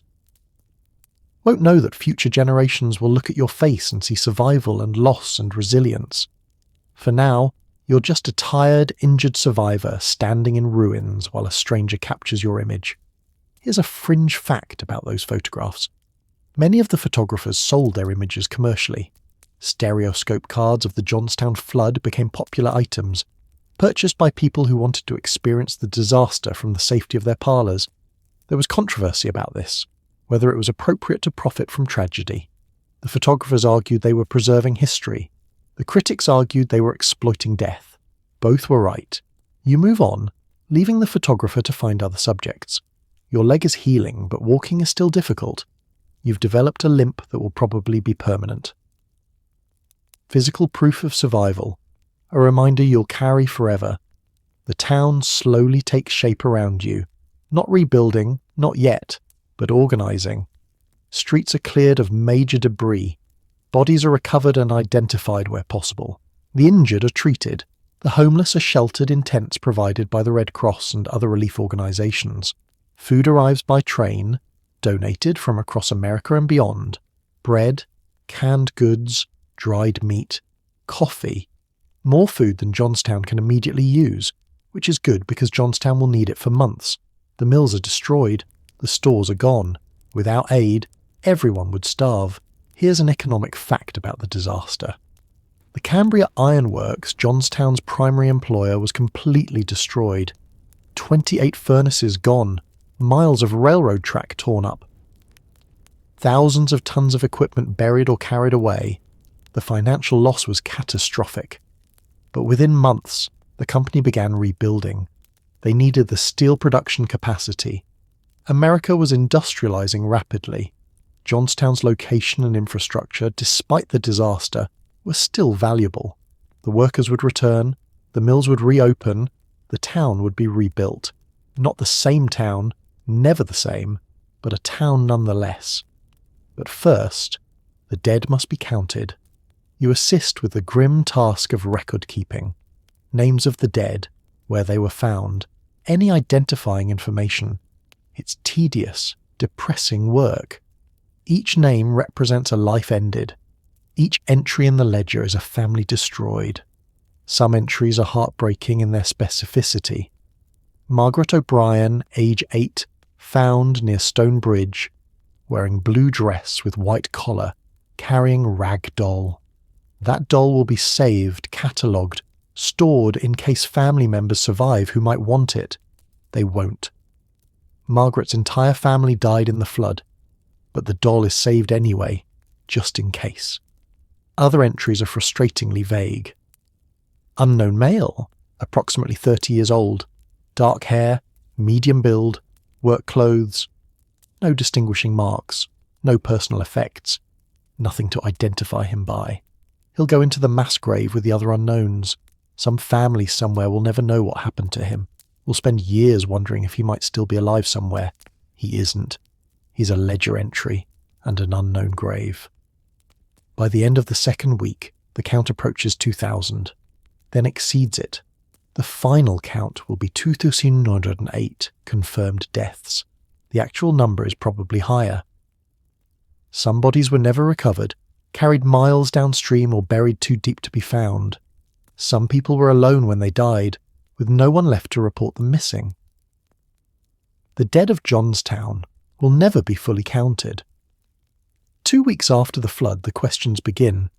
Not the immediate questions of "Did you survive?" or "Have you seen my family?" Those are still being asked, still going mostly unanswered. But new questions now. Harder questions. Who caused this? The South Fork Dam didn't just fail, it was failed. By the modifications made to it, by the lack of maintenance, by the fishing screens that clogged the spillway, by rich men who valued their leisure over poor people's safety. Newspaper reporters arrive, asking questions, investigating. A lawyer from Pittsburgh, representing flood survivors, begins collecting testimony. The beginnings of what will become massive litigation. The members of the South Fork Fishing and Hunting Club are noticeably absent. Andrew Carnegie, Henry Clay Frick, Andrew Mellon. The wealthiest, most powerful men in Pennsylvania. None of them visit Johnstown. None of them offer condolences. None of them accept responsibility. Their lawyers do the talking, and what the lawyers say is, "Not our fault. Act of God. Natural disaster." The rain was unprecedented. No one could have predicted it. The dam was maintained adequately. Any claims to the contrary are baseless. You're standing in the ruins of your town, surrounded by 2,308 graves, and you're being told that no one is responsible. Here's a historical fact about the legal aftermath. Multiple lawsuits were filed against the South Fork Fishing and Hunting Club and its members. Every single one failed. The club members were never held liable, never paid damages, never faced criminal charges. They successfully argued that the flood was an act of God, and therefore they couldn't be held responsible. Pennsylvania law at the time had no provision for strict liability in dam failure cases. The plaintiffs would have had to prove negligence, which meant proving that the dam owners knew about problems and deliberately ignored them. That's a high legal standard, and when you're poor flood survivors going up against the best lawyers that Carnegie money can buy, it's an impossible standard. Justice, it turns out, is expensive, and the people who can afford it are rarely the people who need it. Here's a fringe legal fact that makes the situation even more infuriating. The South Fork Fishing and Hunting Club was organised as an informal association, not a corporation. This meant that individual members couldn't be held personally liable for the club's actions. The legal structure itself was designed to protect wealth. The debate about responsibility continued for decades. Survivors insisted the club members were murderers who killed 2,308 people through negligence and greed. The club members insisted they were victims of an unprecedented natural disaster. Historians largely side with the survivors. Engineering reports confirm that the dam modifications made failure likely. Weather records show that while the May 1889 rain was heavy, it wasn't unprecedented. The dam failed because it was improperly maintained. People died because rich men valued convenience over safety. That's not an act of God. That's an act of human negligence. But legally, it didn't matter. The club members walked away unscathed. You attend one of the public meetings where survivors discuss legal action. The meeting is held in a tent because there are no intact public buildings large enough. Maybe 300 people crowd in, all with the same question. How do we get justice? A lawyer explains the difficulties. The legal system isn't designed for this kind of case. Mass disaster, multiple defendants, complicated engineering questions, and most critically, the enormous wealth disparity between plaintiffs and defendants. You can file suit, the lawyer says. You'll probably lose. Even if you win, you'll get pennies compared to what you lost. The legal system protects property, not people, and the people you're suing own more property than you can imagine. Someone in the crowd shouts that if the legal system won't provide justice, maybe another kind of justice is needed. Vigilante justice. Fine the club members. Make them pay another way. The lawyer counsels against this. Violence will only make things worse, he says. It will turn public sympathy against the survivors. Make you look like criminals instead of victims. The room falls silent. Everyone knows he's right. But everyone also knows that justice won't be served. The men responsible for 238 deaths will never face consequences, will never apologize, will never even acknowledge their responsibility. It's a hard pill to swallow, made harder by the fact that you're swallowing it while standing in the ruins of everything you knew. Here's what actually happened in the legal cases. One lawsuit did make it to trial. Plaintiff, a survivor who lost everything. Defendant, the South Fork Fishing and Hunting Club. The case dragged on for years. Eventually in 1891 it was dismissed. The judge ruled that the flood was an unforeseeable act of God. The plaintiff, already impoverished by the flood, was now also financially ruined by legal costs. The defendants went back to their mansions in Pittsburgh, unaffected. That single case effectively ended legal efforts to gain compensation. If that case couldn't win, nothing could. The message was clear. The rich are untouchable. You leave the meeting feeling hollow. You survive the flood. You survive the aftermath. But you're not sure you can survive knowing that justice doesn't exist. That night you stand on a hillside overlooking what's left of Johnstown. The moon is bright. You can see the town spread below you, ruins and tents, and the slow, painful rebuilding. You can see the stone bridge, still standing, marked by the burned wreckage that took 3 months to fully clear. You think about the 20 million tons of water that came through this valley. Think about the 40-mile-per-hour wall of death that took 10 minutes to destroy a town. Think about the 280 people who didn't deserve to die but did anyway, because powerful men made dangerous choices and faced no consequences. And you think, this is America. This is how it works. The powerful make decisions. The powerless suffer the consequences. And the legal system exists to protect the powerful, not to deliver justice. It's a bitter thought. But standing in the ruins of Johnstown in June 1889, it's hard to think anything else. 3 weeks after the flood, you volunteer for the hardest job in Johnstown. The job no one wants but everyone knows must be done. You're joining the team that works the mass grave. 777 bodies couldn't be identified. Too decomposed, too damaged. No distinguishing features or personal effects. In a disaster that killed entire families, there was often no one left alive to identify the dead. These 777 people will be buried together in a plot on the hillside marked by a simple monument. Unknown, the monument will say, but not forgotten. The grave is enormous, had to be, to accommodate hundreds of bodies. Workers dug for 2 weeks to create a trench long enough, deep enough. The dimensions are stark, 180 feet long, 20 feet wide, 12 feet deep. A mass grave for a mass tragedy. Your job is to help transfer the unidentified bodies from the temporary morgue to the burial site. It's early June now, the weather is hot. The bodies have been dead for 3 weeks despite the quicklime. The smell is beyond description. You tie a cloth soaked in camphor oil around your face and try to breathe through your mouth. Even that doesn't help much. Here's a historical fact about mass burial procedures. Each body, even the unidentified ones, was wrapped in muslin and placed in a simple wooden casket. The caskets were marked with numbers corresponding to records kept by the coroner's office. This was done partly for dignity, partly for the possibility that future evidence might allow identification, and partly to prevent disease. You carry the caskets 2 people at a time, moving slowly, carefully. Even in death, these people deserve respect. Coffin number 47, 48, 49, each one a person, a life lived, however briefly or long, ended by 10 minutes of water.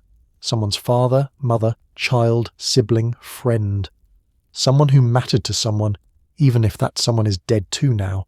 The caskets are laid in rows, organised, precise, as if order can somehow impose meaning on chaos. When the first layer is complete, earth is scattered over it. then the second layer, more earth, third layer, more earth, on and on until all 777 are laid to rest.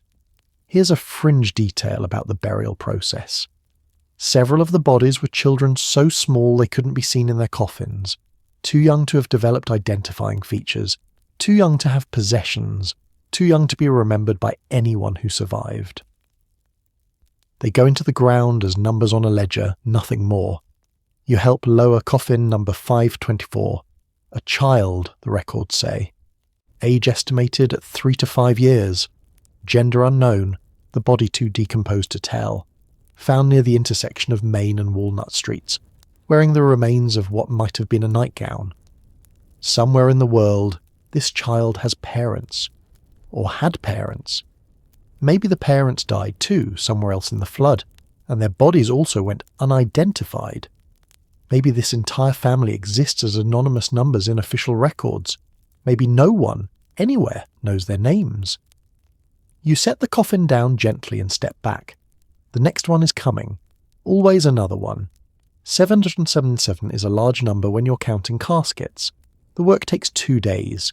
2 long, hot, awful days of carrying the dead and laying them to rest without names, without prayers specific to them, without anyone standing at the grave who knew them in life. A Presbyterian minister leads a service when the last body is placed. He talks about God's mercy and eternal rest and the hope of resurrection. His words are meant to be comforting. They mostly just sound empty. How do you find comfort in 777 unidentified graves? The earth is filled in, packed down, smoothed. A temporary wooden marker is placed at one end of the plot.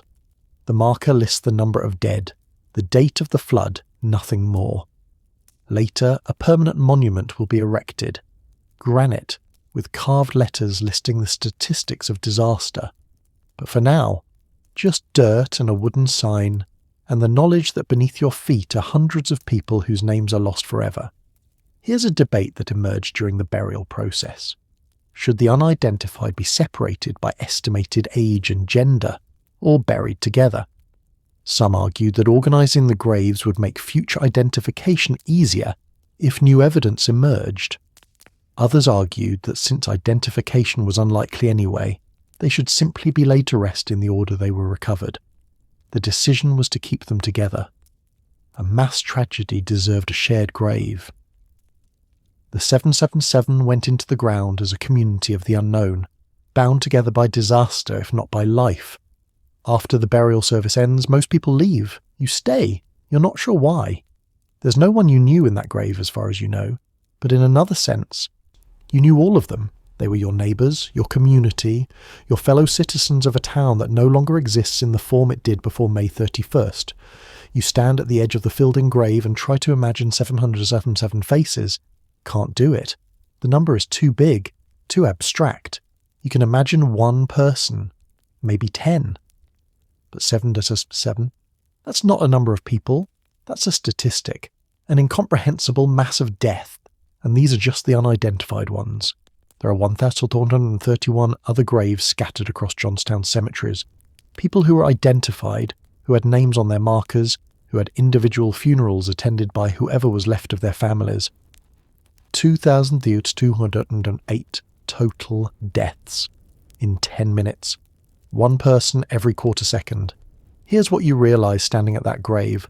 Numbers are how we cope with tragedy too large to feel. If you thought about each of these 777 people as individuals, imagine their last moments, their terror, their pain, their deaths, you'd go insane. So instead you think 777, a number, a statistic, something manageable. But they weren't a statistic. They were 777 separate tragedies, 777 lives ended, 777 futures erased. The number is a lie that makes the truth bearable. You turn away from the grave eventually. The sun is setting. You have nowhere particular to be. Your house is gone. Your family is gone, scattered or dead. You still don't know which. You're living in a tent provided by the Red Cross, eating donated food, wearing donated clothes. You are functionally no different from the 777 in the ground, except that your heart still beats. You're a survivor, they call you. but some days it feels more like you're just a slower death. The reporters are everywhere. Weeks after the flood, they're still here, still asking questions, still writing stories to send back to newspapers across America and beyond. The Johnstown Flood has become the biggest news story of 1889, and the journalists are milking it for everything they can. Some of the coverage is sympathetic, human interest stories about survivors, about families reunited, about acts of heroism during the disaster. But some of it is sensationalist trash, exaggerated death tolls, made-up stories about looting and violence, lurid descriptions of bodies meant to titillate readers rather than inform them. You're approached by a reporter from a New York paper. He wants your story. What was it like? How did you survive? What did you see? You tell him. The wall of water, the sounds of buildings breaking, the bodies. The fire at the Stone Bridge, the work of recovery, the 777 unidentified graves. He scribbles notes eagerly. Then he asks, "Did you see any looters? We've heard reports that people were stealing from the dead." You stop. Look at him. He's young, maybe 25, dressed in clothes far too nice for Johnstown's muddy ruins. He has the look of someone who thinks disaster is exciting, who sees tragedy as an opportunity for a good story, rather than as actual human suffering. Here's a historical fact about looting after the Johnstown Flood. It happened, but far less than sensationalist newspapers reported. Most survivors were too shocked, too exhausted, too focused on finding loved ones to think about theft. But a few opportunists did steal from abandoned buildings and even from bodies. These people were usually outsiders, not Johnstown residents, and when caught, they were dealt with harshly by survivor-organised militias. You tell the reporter, yes, there was some looting. But it was rare and quickly stopped. The vast majority of people were helping, not stealing. Humanity at its best far outnumbered humanity at its worst. The reporter looks disappointed. That's not as exciting a story. He asks if you're sure. Maybe you just didn't see the worst of it. Maybe there were organised gangs of thieves. No, you say firmly, there weren't. And if he prints otherwise, he's lying. He writes something in his notebook, thanks you curtly, and moves on to find someone who will give him a better quote, someone more willing to feed the sensationalism. This is what disasters become, you realise. Entertainment for people who didn't experience them. Thrilling stories to read over breakfast in cities where water flows safely and pipes and dams are maintained properly. The horror becomes narrative. The dead become characters. The survivors become sources. Here's a fringe fact about disaster journalism. The Johnstown Flood marked one of the early examples of disaster tourism and its associated media coverage. People travelled to Johnstown specifically to see the ruins. Special trains were organised for tourists. Photographers sold images. Reporters competed for the most dramatic stories. The survivors became objects of curiosity, exhibits in a museum of tragedy. Most survivors hated it. Hated being stared at by well-dressed tourists who stepped carefully through the ruins as if visiting a historical site. Hated being asked to recount the worst moments of their lives for someone's entertainment. Hated seeing their grief commercialized. But there was also resentment mixed with grudging acceptance. The attention brought donations. The newspaper coverage spurred relief efforts. The tourists, as distasteful as they were, spent money in Johnstown that helped the economy begin to recover. Tragedy has a value. That's an ugly truth, but it's truth nonetheless. You avoid the reporters after that. When you see someone with a notebook approaching, you find somewhere else to be. You've told your story enough times. You don't need to tell it again, especially not to people who will twist it into something exciting rather than something true. But you can't avoid the photographers. They're documenting everything, the ruins, the recovery efforts, the new construction beginning, the survivors who remain. Your face appears in several photographs, always in the background, always unidentified, just another muddy, exhausted survivor in a town full of them. Here's what the photographs don't show. The nightmares. Almost every survivor has them. Dreams of water, of drowning, of watching loved ones die without being able to help. You wake screaming most nights, convinced the flood is happening again. The tent you sleep in offers no protection from the memory of the roar. It doesn't show the smell that still clings to everything, a foul mix of mud, rot, and death that no amount of lime can fully erase. It doesn't show the way you flinch at any sudden noise, or the hollow feeling in your chest when you remember a face you'll never see again. The photographs freeze a moment, but they are silent. They don't capture the sound of a woman weeping quietly behind a canvas wall, or the low, constant murmur of names on a list of the missing that grows shorter, but never short enough. The tent you sleep in offers no solace, only a thin barrier between you and the world that remains. It is a fragile shelter against the elements, and absolutely useless against the flood that now exists only inside you. The photographs don't show the silence either. That's what lingers longest in Johnstown weeks after the flood. Not the chaos, not the screaming or the water or the fire. The silence. The absence of normal sounds that people relied on to feel alive. The mills are silent. The Cambria ironworks, which used to run day and night, which produced the rhythm that Johnstown lived by, the constant hammer and roar of industry, is just twisted metal and cold furnaces now. Men who spent their entire adult lives in those mills stand outside the ruins, looking at their destroyed workplace like it's a corpse they can't quite believe is dead. The schools are silent. The children who survived are traumatized into quiet. They don't play, don't laugh, just stare with the eyes too old for their faces. A doctor who arrived with the Red Cross tells Clara Barton that what he's seeing is a kind of broken shock. The children's minds have shut down partly. They function, but they're not really present. It's like their souls are still in that water, still drowning. Here's a historical fact about post-trauma psychology that wouldn't be formally studied for decades but was clearly visible in Johnstown. Mass disasters create what modern medicine would eventually call complex PTSD. Survivors exhibit symptoms that seem almost mechanical. They perform basic functions but without connection or feeling. They answer questions, but the answers seem to come from far away. The streets are quiet because thousands of people are simply gone. The void they left isn't just metaphorical, it's physical. Fewer conversations, fewer greetings, fewer voices calling across distances. When 2,208 people die out of 30,000, the remaining 27 distances feel that absence like an ache. It's not that the town is mourning, it's that the town is less, substantially, mathematically less. By early July, 2 weeks after the flood, you've recovered enough to walk without limping too severely. Your leg still bothers you, but the infection has cleared. The scar will be permanent. Everything about surviving the Johnstown flood is permanent. Your body carries the marks. Your mind carries worse. You're tasked with helping to rebuild. Not rebuild the town, that will take years, but rebuild individual structures. Emergency shelters need construction. The Red Cross is organising workers to build temporary housing for people whose homes were completely destroyed.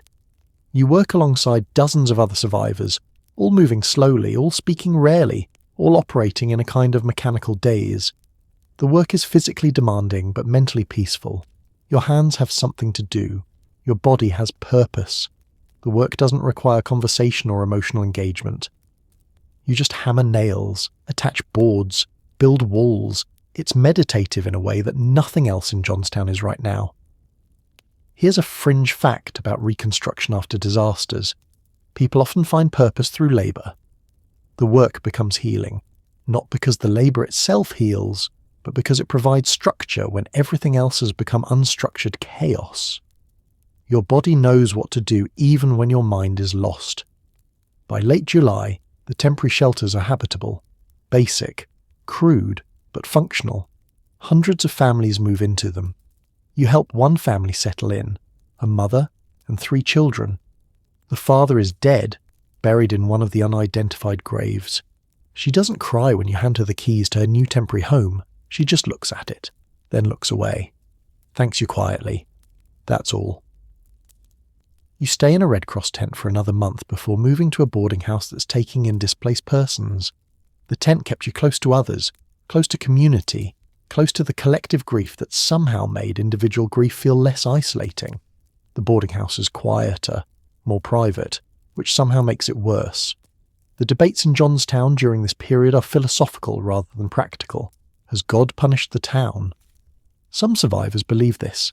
They argue that the mill town was wicked, that the poor workers were treated unfairly, that the wealthy club members were arrogant, and God decided to level the playing field through catastrophe. Others argue that God wouldn't kill innocent children to punish the rich. Still others argue that there is no God, that the universe is random and indifferent. And that's actually more terrifying than any theological explanation. The reality is simpler and harsher. The dam failed because men maintained it poorly. People died because physics doesn't care about morality. Water flows downhill. Gravity works. Speed equals mass times velocity. The mathematics of disaster don't include forgiveness. Summer 1889 comes to Johnstown brutal and hot. The temperature climbs into the 90s. The ground, still soaked from the flood and the subsequent weeks of recovery efforts, turns into mud that bakes in the sun, cracking into hardened ruts that cut feet and twist ankles. The smell returns worse than before. Not the smell of death, that's largely past, but the smell of rot, decomposing vegetation, destroyed buildings releasing organic compounds that have been compressed together for weeks. The stench of a disaster in the process of being forgotten by the body if not by the mind. Disease becomes a secondary concern. You hear about typhoid cases increasing, a cholera scare that turns out to be false but terrifies everyone anyway. Dysentery spreads through the temporary shelters because sanitation is impossible when you're living in a tent without proper facilities. Children get sick regularly. Some recover, some don't. The hospital is overwhelmed. The Red Cross medical team is doing phenomenal work, but they're fighting biology and bad luck. A young girl dies of infection from a cut that should have been survivable in normal times. An old man succumbs to pneumonia. A pregnant woman miscarries when the stress and physical labour become too much. Here's a medical fact about post-disaster health. The death toll from disasters doesn't end when the water recedes or the fire stops burning. The secondary deaths, from disease, from infection, from stress-related illness, can exceed the initial casualties in some cases. Johnstown will see roughly 40 additional deaths from typhoid alone in the months following the initial disaster. You help move bodies to the cemetery for the third time. This time, they're not victims of the flood, but victims of the aftermath. But the outcome is the same. Dead is dead. Buried is buried. The cemetery is becoming overcrowded. The Red Cross discusses moving to a mass burial site in the hills. By August, Clara Barton prepares to leave. She's been in Johnstown for 5 months. 5 months of 14-hour days organising relief efforts, treating the injured, coordinating with local authorities, and slowly, methodically, helping a town begin to remember how to function. She's 77 years old. The workers aged her further. On her last day there's a small ceremony. Survivors gather, some cry, some thank her. Most just stand in silence, understanding that this remarkable woman is the only thing that's kept Johnstown from complete collapse. Without her and the Red Cross, the town would have dissolved into chaos and despair. She gives a short speech. It's not recorded in full, but survivors remember her saying something about the resilience of the human spirit, about how Johnstown has proven that people can survive the unsurvivable, about how rebuilding is harder than surviving but more important. She doesn't mention the wealthy club members who remain unpunished, doesn't mention that justice wasn't served. Just talks about moving forward. After she leaves, the Red Cross presence diminishes rapidly. The relief train stops coming. The tents are taken down. The temporary structures are supposed to become permanent or be replaced with actual buildings. But money is running out. The initial rush of national sympathy is fading. Johnstown, after all, is just one town. There are other disasters, other tragedies, other places where money and attention are needed. Here's a historical fact about disaster relief that remains true today. The first weeks of a disaster receive maximum attention. The first months receive diminishing attention. By the second season after a disaster, most of the outside world has moved on. Reconstruction becomes a local problem. Johnstown has to figure out how to rebuild itself. The bodies are still being found. Not from the initial flood, but from the secondary impacts. Someone discovers remains in rubble 3 months after the disaster. Another body washes ashore miles downstream, unidentified and probably undocumented in any official count. A worker clearing debris finds skeletal remains of someone whose family never even reported them missing, because the entire family died. The 777 unidentified victims haunt Johnstown in ways the identified dead don't. Families all over the country received news that their loved ones were dead. They mourned, they moved on. But the 777 represent a different kind of tragedy. People whose deaths were so complete, so absolute, that not even their names survived. You wonder sometimes if you should feel more emotional about this, if you should be devastated by the randomness and cruelty of it, but you're not. You're numb, like your capacity for feeling has been exceeded, and now you're just observing your own life rather than living it. The debates among survivors take on a strange quality by autumn. Some argue that the dam owners should be prosecuted for murder. Others argue that they should be forgiven because they never intended harm. Still others argue that the entire discussion is pointless because justice is a human concept, and the universe doesn't care about human concepts. A lawyer comes through Johnstown again, collecting testimony for another lawsuit. This one seems more serious. Multiple families have pooled resources, they have documentation, they have testimony from engineers about the dam's poor condition. This time they think they might win. They don't. The lawsuit will fail like all the others. The courts will rule that the dam's failure was an act of God. The wealthy club members will never be held legally accountable. History will judge them harshly, but their own lives will remain comfortable. They'll die in their Pittsburgh mansions with their reputations tarnished but their bank accounts intact. That's not justice, but it's how the world works. You don't attend the trials. Don't pay attention to the legal arguments. Justice feels like a luxury you can't afford anymore. You just want to rebuild your life, find work, move forward, stop looking backward. By autumn, some reconstruction is underway. New buildings are being constructed, not as nice as the old ones, most of them. Built quickly and cheaply because money is limited and time is limited, and people need shelter for the coming winter. The temporary becomes temporary, then becomes permanent, then becomes normal. The mills restart production in pieces. The Cambria Iron Works rebuild section by section. Workers return to the mills, working alongside the machinery of recovery. Money starts flowing through Johnstown again because America's economy depends on the steel that Johnstown produces. The disaster is bad for profits, but restarting production is good for profits, so production restarts.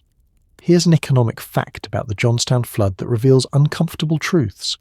The disaster itself destroyed value, but the rebuilding process creates value. Contracts for construction, contracts for materials, contracts for labour. The suffering of 27,792 survivors generates profit for those outside Johnstown. The tragedy becomes an economic opportunity. A travelling circus comes through town in late September. You attend almost by accident, passing by the tent and getting drawn in by the music and lights and promise of distraction. For 2 hours you watch acrobats and animal trainers and comedians perform. For 2 hours you don't think about water or death or loss. You just watch. It's the first time you felt anything approaching pleasure since May 31st. The realization hits you hard. You've been dead inside for months without fully realizing it. Your body survived, but your emotional capacity has been drowning in that water all summer. By May 1890, Johnstown is different. Rebuilt partially, reorganized. Not healed, but functioning. The town that comes together for the anniversary of the flood is stronger structurally but more broken spiritually. Physical infrastructure can be rebuilt. The human soul is harder to repair. There's discussion about holding a memorial service, a ceremony, a formal acknowledgement of what happened and what was lost. The town debates whether this is healing or self-flagellation, whether remembering helps or hurts, whether turning the disaster into ritual makes it more bearable or more unbearable. You're living in a new building by then. Not a home you own, but a boarding house that's become semi-permanent. You found work with a construction company helping to rebuild other buildings. The pay is low, but it's work, it's purpose, it's enough. The newspapers arrive for the anniversary. National press. They want to document how Johnstown has changed, how the town has recovered, how resilient Americans are. The narrative they want is inspirational. How disaster brings out the best in people, how communities rebuild through hard work and determination. The reality is messier. Yes, people have worked hard. Yes, some buildings have been rebuilt. But resentment simmers beneath the surface. Resentment at the wealthy club members who destroyed the dam and face no consequences. Resentment at the world that moves on and stops caring. Resentment at God or fate or physics, depending on your worldview, for choosing your town for this particular catastrophe. Here's a historical fact about disaster memorialization. Communities often use anniversaries as opportunities to either move forward or remain stuck in trauma. Johnstown will choose to move forward. The 1890 anniversary ceremony will be relatively brief. By the turn of the century, the disaster will have become history rather than living memory. By the 21st century, most Americans won't even know the Johnstown Flood happened. The debates among survivors in May 1890 centre on whether to attend the ceremony. Some feel like it's important to bear witness. Others feel like reliving the trauma serves no purpose. You decide to attend not from any sense of obligation, but because not attending would be its own kind of acknowledgement that the flood destroyed not just buildings, but your capacity to face what happened. The day is cool but not cold, overcast but not raining. The weather seems respectfully subdued for the occasion. Thousands gather in the cemetery where so many of the 2,308 are buried. Survivors, family members, journalists, religious leaders, local and state officials. The mayor speaks. His words are forgettable because they're generic. He talks about resilience and moving forward and rebuilding. He could be talking about any disaster. He doesn't mention the wealthy club members who never face consequences. Doesn't mention the structural failures that were preventable. Just talks about the future. Always the future. Never really reckoning with the past. A minister conducts a service. He reads from scripture. Talks about death and resurrection. The metaphor is heavy-handed, but the grief is genuine. You notice people crying, not the wrenching sobs of fresh grief, but the quieter tears of old pain that surfaces when triggered. They've erected a monument to the 777 unidentified victims. It's simple, granite, carved letters listing the numbers, 777, no names. Just a number representing all the people who were so completely erased that not even their names could be recovered. Survivors place flowers. Some people speak about their personal losses. A woman talks about losing her entire family. A man talks about losing his leg in the disaster and learning to live as an amputee. An old woman talks about losing a child who was never even found. Her body was carried somewhere downstream and was never recovered. The woman has been grieving for a year without even knowing where her child's remains are. Here's a psychological fact about grief and closure. The lack of closure, not knowing where loved ones are, not having bodies to bury, not having an ending to mark, can create a different kind of trauma. The families of the 777 unidentified never get to close that chapter properly. They carry an open wound that never fully scars over. You notice that the wealthy club members are not in attendance. Andrew Carnegie is in New York handling business. Henry Clay Frick is in Pittsburgh. Andrew Mellon is also elsewhere. None of them travelled to Johnstown for the anniversary. None of them stood among the survivors and acknowledged responsibility. None of them faced the people they killed, even indirectly. Later, there will be debates about whether their absence was insult or mercy, whether showing up would have been worse because they would have been confronted, or whether not showing up proves their indifference. You don't participate in these debates. You've moved beyond anger into a kind of resigned acceptance. Justice isn't coming. The world doesn't work that way. Rich and poor play by different rules. After the ceremony, you walk through the cemetery. You look at gravestones, reading names, dates, ages. Some graves mark entire families, parents and children who died together. Some mark individuals, orphan children whose families were all destroyed, elderly people who lost spouses and children simultaneously. You find yourself standing at the monument to the unidentified 777, trying to imagine their names, trying to assign them identities, knowing that you never will, that they'll remain statistics, numbers, abstract losses that don't resolve into specific people with specific stories. One of the journalists approaches you, asks if you'll talk about your experience, wants a quote for a national paper, wants your story. You almost decline. Then you realise that maybe this is important. Maybe survivors should talk. Maybe the memory of what happened should be preserved, even if perfect justice never comes. You tell the journalist about May 31st, about waking up to rain, about the wall of water, about the 10 minutes of terror, about the aftermath. You don't embellish. Don't make it more dramatic than it was. Just describe what happened, what you saw, what you felt. The journalist writes it down, asks follow-up questions, wants details, wants you to explain sensations, wants to know how you survived. You give him what he needs for his story. You become a narrative. Your specific tragedy becomes a data point in a larger narrative about human resilience. Here's a fact about how disasters become history. They're mediated through stories, through narratives, through the selective memories of survivors and journalists. The true history of the Johnstown Flood is actually dozens of different histories depending on who's telling it and what their perspective is. The engineer who designed the original dam tells one version. The wealthy club members tell another. The survivors tell yet another. The journalists tell versions that serve their paper's needs. Historians years later tell versions that serve historical analysis. But none of these versions can claim to be the complete truth because the truth is too large and too complex to be contained in any single narrative. Your version is just one among thousands, but it matters. Your testimony helps preserve the memory. Helps future generations understand that the Johnstown Flood wasn't just an abstract historical event, but a specific moment where specific people died, and specific people survived, and specific people were held accountable or not held accountable depending on their wealth and power. The article appears in a Pittsburgh newspaper. Your name is included. Someone you used to know reads it and reaches out. An old friend who also survived. You meet and realise that your experience was both unique and universal. You both remember May 31st but remember it differently. Both recall the water but perceive its speed differently. Both survived but carry different scars.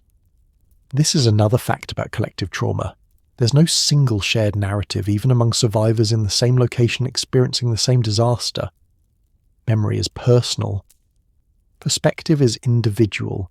Two people standing next to each other during catastrophe will experience it and remember it, and make meaning from it in fundamentally different ways. By the second anniversary, the immediate crisis of Johnstown is essentially over. The town is rebuilt. The mills are running. Children are being born who never knew the pre-flood town. Life continues, continues, continues. The wealthy club members gradually fade from public consciousness. Their names will be remembered by historians, but most Americans will forget who they were. This is both justice and injustice. They face no legal consequences, but they're defined forever by their negligence. History remembers them as the men who built and maintained a dangerous dam. Not a flattering legacy, but a legacy nonetheless. 5 years after the flood, Johnstown is unrecognizable as a disaster zone. New buildings, functioning economy, normal life happening at normal rhythms. If you didn't know the history, you might never suspect that this town had been nearly destroyed. But the survivors know, they carry it. Some more visibly than others. A man you know walks with a severe limp from a leg broken in the flood that was set badly because medical attention was overwhelmed. A woman you know struggles with nightmares and wakes up screaming, convinced she's drowning. You've adjusted better than many. Your leg healed. Your mind has learned to compartmentalize the trauma. You can go hours without thinking about May 31st, can go entire days, but it's always there, a foundation of horror underlying normal life. Here's a psychological fact that will eventually be formalized in PTSD diagnostic criteria. Survivors of mass disasters often experience intrusive memories, flashbacks triggered by sensory stimuli. Water will trigger you forever. Rain will make your heart rate spike. The sound of rushing water will pull you back to that afternoon in 1889. You eventually leave Johnstown, not because the town is bad, but because you need to leave it. You need to create physical distance from the place of disaster. You move to Pittsburgh, find work, build a new life. But you never entirely escape. The disaster travels with you, is part of your DNA, part of your story, part of the person you become. The Johnstown Flood becomes a touchstone in American history, the worst natural disaster the country has experienced up to that point. A watershed moment where Americans realize that nature can destroy human civilization with terrifying speed and indifference. But it's also something else. It's proof that people can survive unsurvivable things, that communities can rebuild, that life continues even after catastrophe. That meaning can be made from horror, even if it's not the meaning we want. Decades later, you'll read that the South Fork Dam site has become a national monument.